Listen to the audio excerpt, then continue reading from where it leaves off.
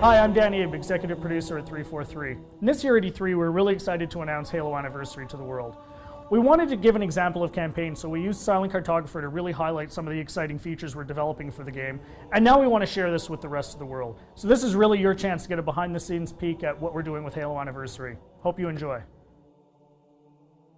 Okay, so let's dive right in and take a look at Silent Cartographer. This is exactly the same demonstration we gave to the press at E3.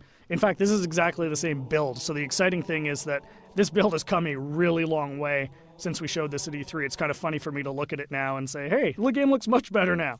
So the first thing you're going to see immediately on the fly-in is the graphical upgrade. I mean, the game looks fantastic. We spent a lot of time really lovingly bringing this into the current generation and, you know, working very hard to make sure that this looks like a current generation title, something everyone can look at and just say, wow, this game looks fantastic. But the big test is really, how does it feel? So let's take a look. So we're going to charge the beach here. First thing you're going to get a taste of when you pick up this game and start playing is that this plays exactly like the original. That was a core development principle for us, is this game needed to play exactly the way it did 10 years ago. I mean, this is the game that launched a generation of shooters, so we had to make sure that that feeling was identical to that experience that everybody remembered 10 years ago, because this is really a gift to the fans. This is a way to relive the experience of playing Halo 1 for the first time, so we really wanted to make sure it was identical. And the way we did that was actually a fun technical trick. We're actually running portions of two engines at the same time. So the underlying code, the code controlling how the game feels, how the AI reacts, all of that stuff, is a lot of it's the original Halo 1 code, and that was really the best way for us to ensure that the game played exactly the same as it did 10 years ago. But on top of that, we've layered a new graphics engine that allows us to, you know, make the game look fantastic and look like a current generation title. So it's really a great mix of the two. So at the end of the day, you know, your Halo fan gets a game that plays exactly like they remember, but looks like a current generation title. We get some other benefits from this as well. You know, as I said earlier, and I say this all the time, the primary goal for this game is to make sure Halo fans can relive the experience of what it was like to play 10 years ago.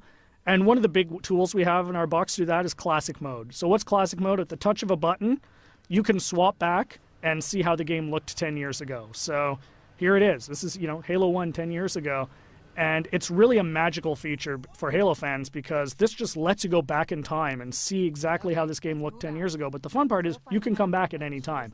So Classic Mode gives you the ability to go back and forth whenever you want at the campaign. So one of the things that's fun to do is get out to a spot like this that, you know, just looks beautiful. You've got the water, the sun reflecting over it, the Halo ring in the background, and say, hey, what did this look like 10 years ago? Touch a button, and there it is, right? I mean, it's really, really, really a lot of fun to go back and forth between the two modes. And this is something I personally get the most excited about. And I think, you know, the fans are really going to love it too. This was definitely a big win at E3. As you can see, the other benefits you get from the new version is you've got the splash effects, the dust effects as you get back onto the beach. The game just looks great. The other thing that's fantastic is for the first time, you know, we're going to have co-op over live for the campaign. So you can hop onto the Warthog with a buddy and just plow through this game and, you know, start mowing down grunts and elites and, you know, just team up with a friend. Get on, go, you know, hook up on live and play through the campaign together. And, you know, we think people are really going to love that too. I often say, what would Halo 1 be without the Magnum? And, you know, of course, the Magnum's back. Everyone remembers that fantastically overpowered pistol that just enabled you to walk through and just mow through hordes of enemies. Tremendous amount of fun. So, you know, we're excited to bring that back as well. Again, you know, you can see the game plays exactly the same as it did. Cannot highlight that enough. That was really, really important for us to make sure that this game played the same as it did, because this is really an iconic game. This is the game that convinced a lot of people, myself included, that you could actually have a fun first-person shooter experience on the console. I mean, I was a hardcore PC shooter guy, you know, who said you're never going to make a game on the console that is going to, you know, make me want to play. And this is the game that changed my, you know, my impression of it. And it's the same for millions of Halo fans. And those fans, that's who this game is for. You know, this game is really a labor of love for us here at 343, and we're really excited to be able to present it to you. So there's your sneak peek of Silent Cartographer. Really just the tip of the iceberg. We've got a lot more features we're going to announce as we get closer to launch. Come to Halo Fest at the end of August and see the whole game in action. See you then.